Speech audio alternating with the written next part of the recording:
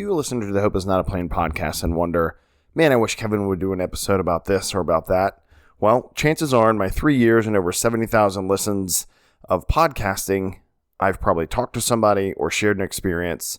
So that is where this From the Archive series comes from you, from your inspiration. Reach out on LinkedIn, follow on Hope's Not a Plane on Twitter and Instagram, and I'll find those episodes. And if I don't already have them, we'll make them a new one.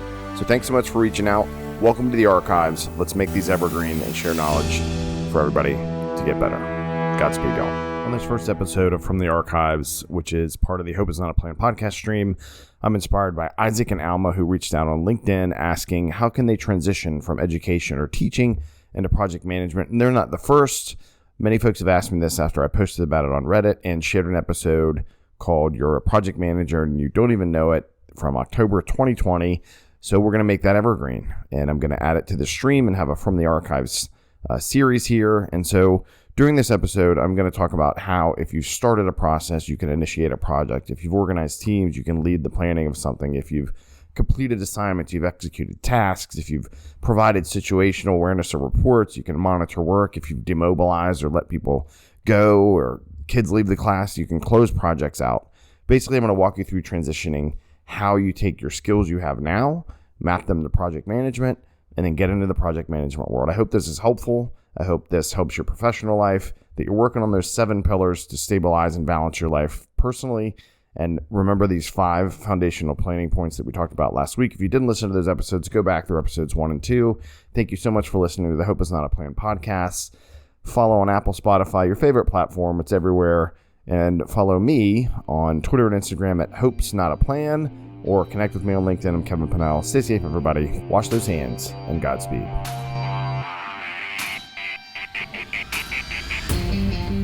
As of October 2020, many people throughout this year have lost their jobs. Many people throughout this year are changing jobs. Maybe they're going from one industry to another. Maybe they're going from what in title was a higher ranking position to another. But a challenge that I have been asked about and that people are facing is, how do I show that I have this experience that equals that experience in another career field?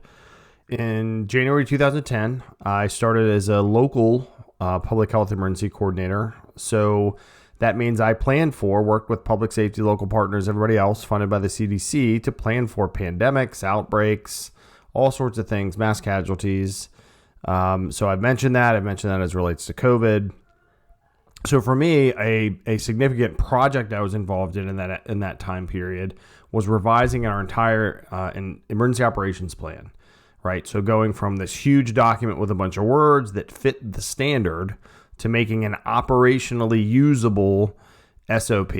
And if you've written plans before, whether it's for project management or emergency management, you know the difference between a big plan that you have to do to check the box to say you have it and a plan you can pick up and actually use. So what I did with the approval of my leadership was make it usable plans, which was really good. So that's one of the examples. I was then an EMS captain where we did this thing called shift bid. So every year, based on performance and seniority, you got to choose the shift that you wanted to work. Monday, Wednesday, Friday, Saturday, Sunday, whatever, 12-hour shifts, 8s, however we chopped it up. So we did a shift bid based on that combination. It was at one point all seniority based. So you can imagine if you're the new person, you never get a chance to get a good shift, which, in public safety comes with the territory in some instances. Fortunately, we kind of evolved that, and with some great mentors I had in how you do system status management and shift bid and manage the project, we said, hey, let's mix in people's performance. How long are you at the hospital? How long does it take for you to respond? Do you have any disciplinary action? So a more comprehensive look at how we do that. So I'll talk through how we added that into, or how I equated that to project work, right? And then when we put together the project to train over 1,000 public safety folks in the city on active threat training, so primarily active shooter, but again, as we know, it could be a truck, a knife, an axe, whatever, how we did that. I was involved in this huge event, the UCI Road World Championships in 2015, a huge bike race, enormous staff, and I'll walk through that kind of stuff there. Marathons, the vice presidential debate in 2016. And then when I got into emergency management at the state level, not just public health, but comprehensive, looking at implementing software, right? So as I stepped toward officially doing IT project management or project management, one of the last projects I did in the emergency management field was implementing software and rolling it out throughout a whole region. So what I really hope to provide here is not like, hey, look how cool this stuff is, even though to be a part of these things was awesome. It's how you can take seemingly unaffiliated skills in different fields and say, well, how does this equate to project management proper, if you will?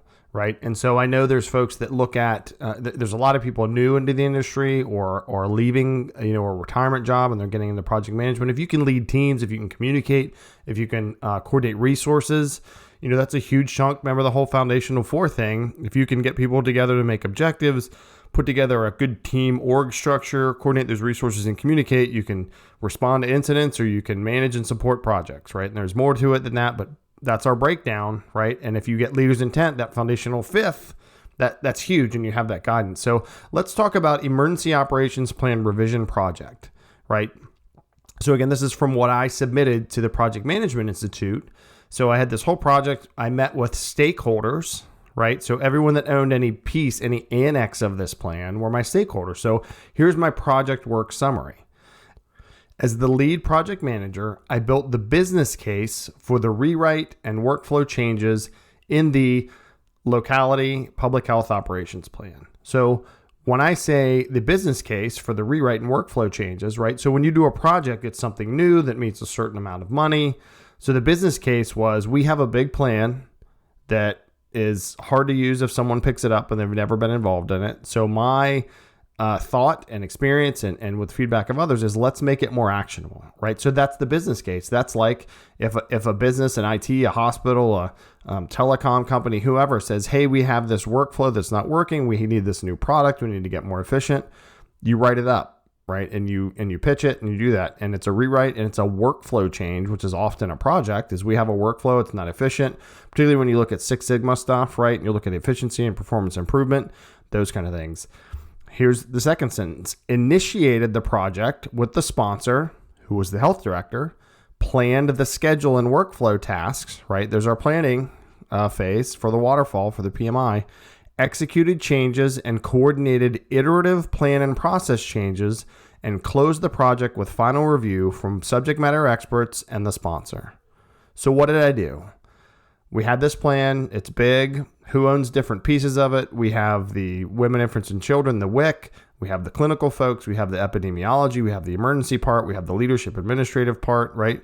Just like in a project, so in an IT project, you have networking and security and your sponsor and your business owner, your application owner. Basically, if you start the project, you initiate it. If you do planning towards it, make a schedule and workflow tasks, and whether you're using Microsoft Project or at the time I was using an Excel spreadsheet that had a Gantt chart, pretty handy. If you make the changes, you execute them, right? And if you coordinate them in an iterative fashion, meaning you make changes and suggestions, you give them to the person, they review it, they give them back, you make changes, you give them back, and then they sign off. You're iterating, right? And you close it when you get final approval on all the annexes, pull them back together, and do your one final plan, right? And in doing so, I was fortunate that other folks thought it was a pretty good outcome and idea, and it was a best practice in one of the symposiums we did in 2012 for public health. So, you can see there are words, the phases of waterfall for PMI, right? For a standard PMI project, or you initiate it, you plan it, you execute it, you monitor and control it, which I didn't really put in there, and then you close it. So if you can think about experiences you've done, let's say you were tasked with, which this is stuff I've heard of, let's say you work for a fire department and you're tasked with redesigning or planning for new furniture, new space, make our space more efficient, right? You're going to initiate it based on being chosen to do it and starting the project and going out for bids and looking at plans. You're going to do planning maybe with your planning department, with furniture suppliers. You're going to execute the changes, right, by working with whoever's going to get all the old stuff out, by working with the people you work with to box their things up, to get them ready to move.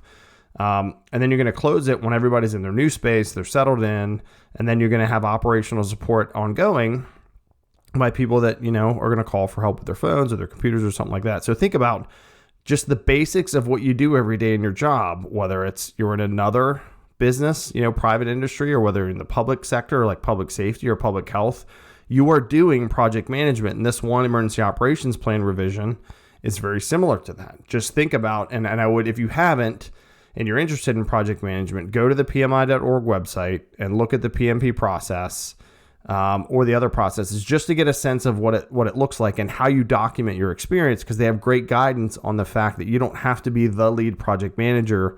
You could be a coordinator or a manager of a certain part of it or something like that. So don't think that you have to have been in charge of all these projects all the time to be able to get your PMP or to even be a good project manager. So again, I've said many times here, I've posted it on Reddit, on LinkedIn, your credential doesn't make you a good project manager. It just so happens the PMI framework is verbiage that's used a lot as well, right? And it's a good credential to get once you're experienced and it says, hey, I went through this process, I'm, credentialed, internationally recognized, so it's good to have. But again, it doesn't equate to being a good project manager. But if you've done good work that's similar to project management, then you probably will be, right? So something to think about.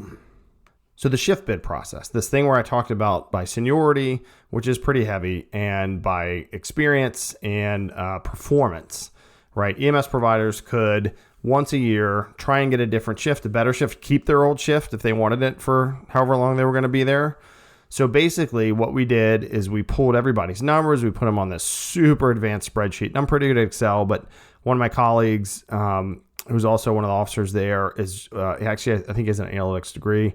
Fantastic job, right? And so what he did is put this whole spreadsheet together with formulas. We plugged in numbers. It showed us who kind of shook out where, plus seniority points, and then that's the order we went with. It's a pretty cool system, and I think pretty fair, right? And sometimes people think it's not fair, especially when you've changed perhaps from a pure seniority to a seniority plus performance, and people don't just get what they've gotten. That's one of the mantles of leadership too, right? When you even the playing field based on maybe how something's been done for a while, not everybody's going to like it, right? Not everybody likes change. So the gist is you pull data, you do this, you've done evals with these folks, you've talked to people, imagine if you're in public safety or even you're doing shift work, you get the chance to choose what you're going to work. That's pretty legit, right? Especially in public safety. So oftentimes you don't get that choice, especially if you're newer. So here's how I summarize that. So I coordinated a multi-level work group, performed data analysis, right? You're looking at a bunch of data, created EMS system level schedules for over 200 providers, received stakeholder review and approval, right? So you pull all this data, you put schedules together, because another huge part of this, particularly in EMS, is work-life balance. People will work a lot if they're not making a lot to get more money, right? Because they love it for all different reasons. But you as a leader also have to not let them get burnt out. So there's a safety component and a life thing. And so you gather all this, you put it together, you say, hey, here's a shift that I think will work. It'll cover the demand. And then you have to get sign off from leadership, right? And these are folks that have been in the industry, that know what's going on. Hey, these shifts don't quite cover it. If there's a peak, we might be understaffed. And part of this is a little magic and a little science, right? When you're doing EMS shift bid. But if you're project managing, you are looking at that data quite a bit, just like you do in other projects.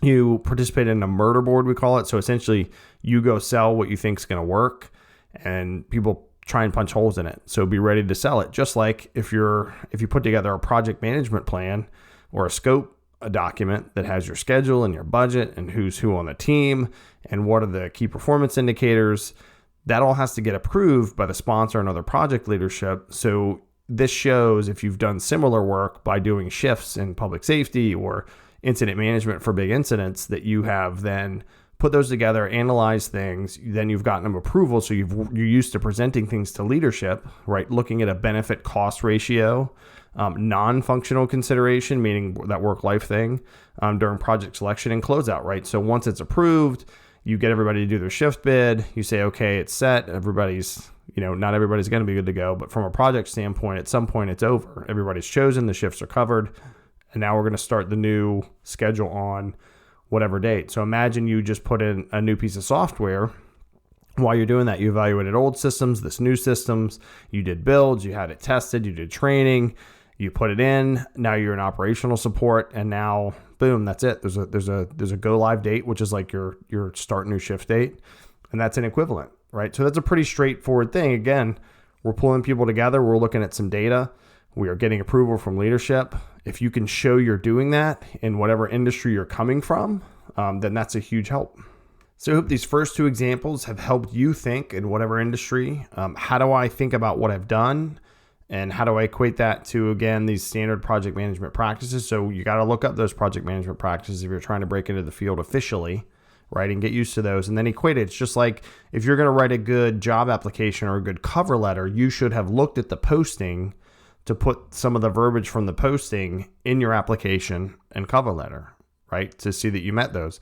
It's no different in when you apply to PMI or just as an exercise to really get a feel for what experience do I have that fit these various positions.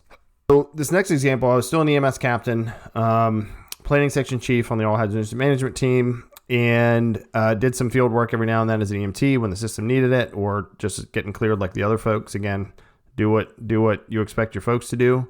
And so this one was doing that active threat training for all the public safety folks in the city. And so I was helped get it started, manage the project, and then I had left this position before it was completely done. I think we'd gotten through about 700 folks trained. So what does that mean for locality, right, or city, where you're going to pull different agencies together and you're going to say, hey, we should probably all get, this was an awareness level training, right? So this was a PowerPoint presentation, discussion, Q&A, best practice between what the dispatchers can do, what does police do, what does fire do, what does EMS do. And then if we put all that together in an all hazard incident management org and teamwork, what should it look like in an ideal world? Let's work toward that. Again, ground truth is different when stuff happens. And then operationally, we were also doing tactical combat casualty care training on the job, all that kind of stuff. But this awareness level training at least gets folks knowledge that 911, where we were, can, if the news keeps calling, say, here's a standard statement twice, I'm hanging up, or call the PIO or whatever. So you're not getting hammered with stuff. So again, this is, you're talking about executive leaders with chiefs and then city leaders. And then you're talking about your leadership, right? So internally getting permission first, making the case, putting together curriculum or a project plan, and then selling it to the leadership to say, hey, we want to pull time. We want to pull people out of shifts or when they're on shift, right? You're moving hundreds of people throughout a locality, just like if you're in a business and you want to, or you're approved to lead a project, you're going to put all that stuff together and it's going to affect hundreds of people potentially, or even if it affects 20 people. So my example here is that I performed most of the work in the initiation and planning process groups, executed by providing training to over 600 city public safety personnel. And so my piece of this was often I taught the EMS part and triage, treatment, and transport, basically what we're going to do there, and then the incident management part. And then I worked, police taught police stuff, fire taught fire stuff, 911 dispatch leaders taught that, and that's how it should be, right? Just like on a project, if I need an expert in networking, I want the networking person to tell me about it. If we need integrations, I want them to tell me, and on and on. So that's what we did. So you gathered your resources, is what I said there, and got them to do the training. We monitored and controlled by tracking class attendance, by organization and discipline. We scheduled instructors and sessions. So what I did throughout there is, as folks attended, we had a sign-in sheet. Then I would take the sign-in sheet, put it in a spreadsheet. We could see by police, fire, EMS, 911, who attended, when did they attend. We could spit out a nice graph, send it weekly, right? In projects, you do the same exact thing, right? You're pulling together the project, you're doing build, you're testing, you're reporting status, and then you're sharing it. If you can do that in a great bottom line up front, like a graph with some bullets, to leadership, because they're not going to read pages of updates. They're not going to go to systems they don't go to all the time. Then that's super helpful. We did scheduling for instructors. So again, that's a huge project component. And we kept the stakeholders informed with those updates, right? And then I left before closeout, but that happens on projects too, right? Like, let's say you're on a project or you're doing work and you get pulled to do some other work. In the project management world, that's going to happen. Sometimes there's projects you start, you get them going, they're going well, you're helping things move along, and then you are needed somewhere else and you get pulled there, or there's somebody else that maybe is a better fit. Either way that it works out. So again, think about, in this example, I think the standout is if you're working with executive level folks now in a non kind of air quotes standard project management position, that's like working with the leaders of an organization or your sponsor. Sponsors are typically executive level folks in organizations, or high level for whatever organization you're in. And so that translates to there is a difference in talking to folks that you work with every day at the ground level than there is to talking to leadership. Sometimes there's not, but often there is, right? Because the scope of time that they have is way smaller because they have so much more scope and responsibility at the C-suite level that you have to be practiced in preparing and delivering succinct messages and updates. And then if there's no action for them, then getting out. And that's it. And so we actually had to present that active threat training to the leadership of the city in the boardroom and get sign off. And the other thing is it helps you get used to talking with leadership. If you do it now, then you're going to be able to do that as a project manager, which is a skill. Why get nervous, right? There are other people that have big positions and jobs, but they're people, right? And for me, I've been fortunate between the time I was in the Navy talking to high-level leadership through now, I've had a lot of exposure to high-level people, and that's a good thing. So if you can do that where you are now, get in front of folks, set time with leadership, reach out to them, get that high-level mentorship, then when you are in project management, you'll be even more used to it. So this next example was really a watershed moment for the Central Virginia region that I was in and the team that I was on. And it was the UCI Road World Championships in 2015. This was the first time fully the region came together as one giant incident management team to host this huge regional event that may never happen again in Richmond. So once in a lifetime opportunity. We operated as a type 1 or national level team, even though most of us or all of us came from type 3 regional teams, which was great. And in this one, this is another example or an example of, I mentioned, you don't have to have been the lead. And I wasn't. So I was a resource unit leader within the planning section. And I rotated one day where I was the planning section chief, but primarily I was not. I was like a deputy. So I was like a project coordinator to the project manager, paired up there. And so for me as a resource unit leader, the resource unit leader job for folks that aren't in public safety or incident management was to track and account for all of our public safety people. So a super high priority, as I've said here on the podcast before, accountability is number one to make sure we know where our people are, that they're safe. I had fantastic people on the team, which as we know is why teams work. Right? Even though there's the, Jocko and Leif and extreme ownership, no bad teams, only bad leaders. And that's true. And this is the example. If you've listened to earlier podcasts where I talk about, I did mess up and I didn't give enough supervision to help optimize the way we were doing some throughput. So great lesson learned from me. Right? So my summary here from this was I worked as the resource unit leader within a multidisciplinary organizational structure that consisted of local, regional, state, and federal partners, right? So think about that from a standpoint of what in the industry I was in public safety, then I was still an EMS captain, but working in incident management. But that to me as a project manager says, hey, I was whatever this position is, which I don't, say I don't know as a project manager without the background I have. But I know I worked in a multidisciplinary organizational structure that was made up of local, regional, state, and federal partners, right? So I know that was multiple levels of people, multiple organizations and logos, if you will, right, working together. And I was within it, right? So I wasn't the lead. I provided planning through creation of a new process to check in first responders.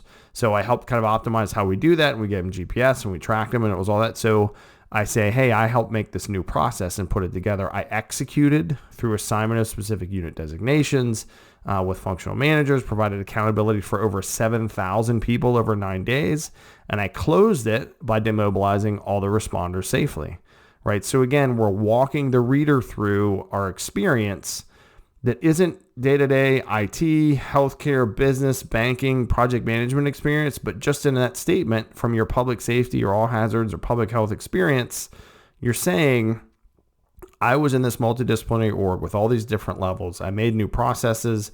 I made new specifications. I accounted for over 7,000 people over 9 days, a multi-day project, right?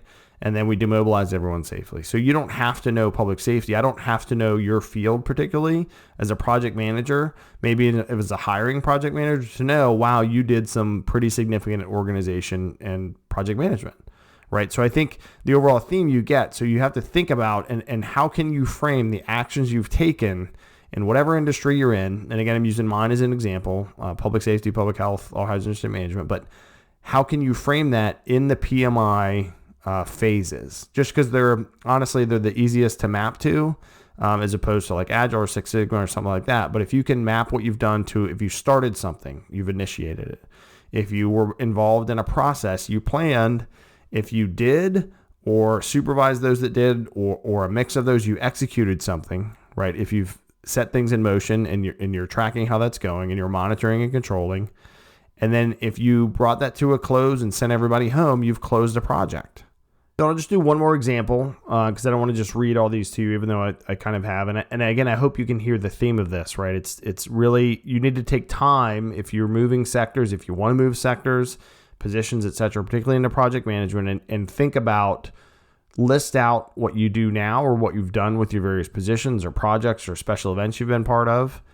And then look at the PMI kind of phases, and you could look at the process group table. So if you don't know what that is and you want to get into project management, Google PMI process group table. You'll get this whole table of kind of things and do a little more. You got to put a little into it, right? There's no magic credential that's going to get you into project management to do well.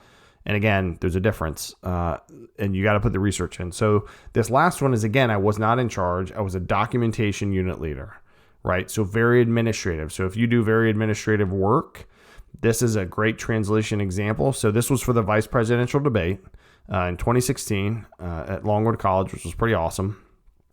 And again, the documentation unit leader. So what that is for all hazard incident management is, a lot of it is what it sounds like. I made sure the final incident action plan or project management plan was ready. If there were edits, I made them, pen and ink on the day we'd already print it, just like a project plan. As soon as you get it, electronically, you can change it a little bit.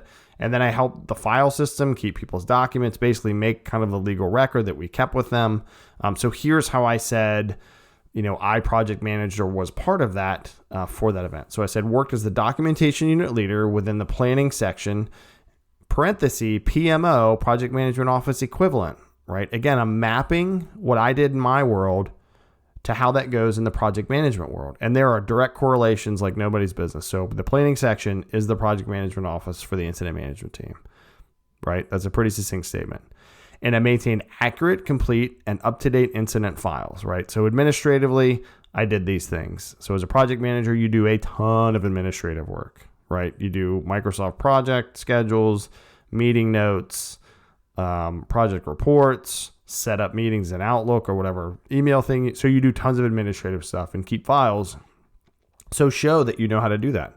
I assisted in the compilation, reproduction, and distribution of the incident action plan, parenthesis, equivalent to the charter and project management plan. Again, I'm going to tell you what this means if you don't know. So if you're putting together your project work summary for your PMI application for your PMP, or you're just putting together a list of what have I done that equates to project management, right? Then do that. And that's very helpful to do that. I followed, and here's something we've covered recently. I followed the primary, alternate, contingency, and emergency or PACE planning model and created contingency plans with focus on 17 different natural or man-made response scenarios. So PACE planning actually we covered a little bit ago, but this has to do with the contingency planning, and we've covered that here. We took basically whole planning sessions where we focused on contingency plans. What if a car came on the course? What if there was a storm, or all these different scenarios, natural, man-made, and then put them into a checklist. So because I had experience in that, I also worked on that with the folks that were at Longwood and helped put those together.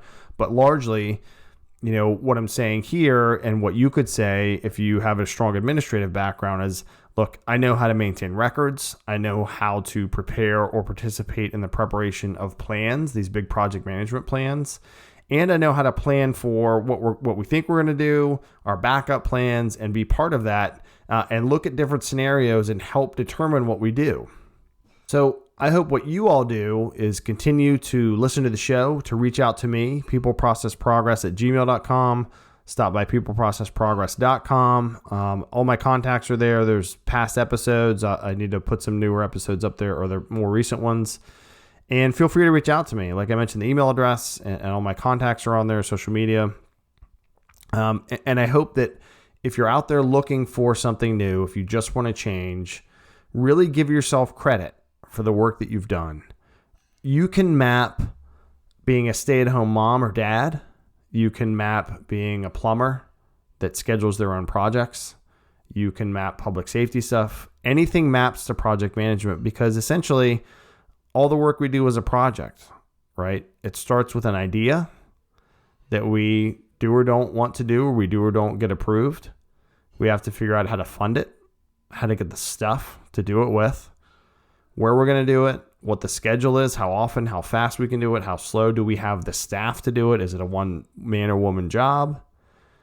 Then we are going to start working on it or executing it. We're going to see how we're doing. We're going to get feedback from our customer, from ourselves if we're building a treehouse, from our spouse if we're screwing it up. And then at some point, it's going to end and we're going to close it. And it really is that simple. All the wrenches that get thrown in, all the quirks, all the challenges are from us or others or a pandemic or outside influences. But you can really look at a project that simply, right? You can really break it out that way and then plug in the tools you use.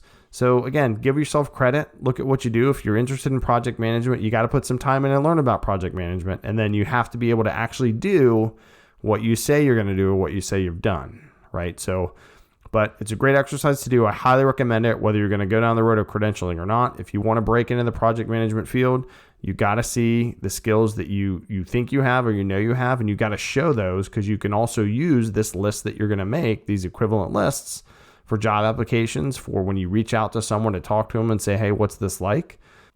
I thank you so much for listening, for all the support. So until we meet again in podcast land, please stay safe. Please certainly wash your hands, and Godspeed to you all.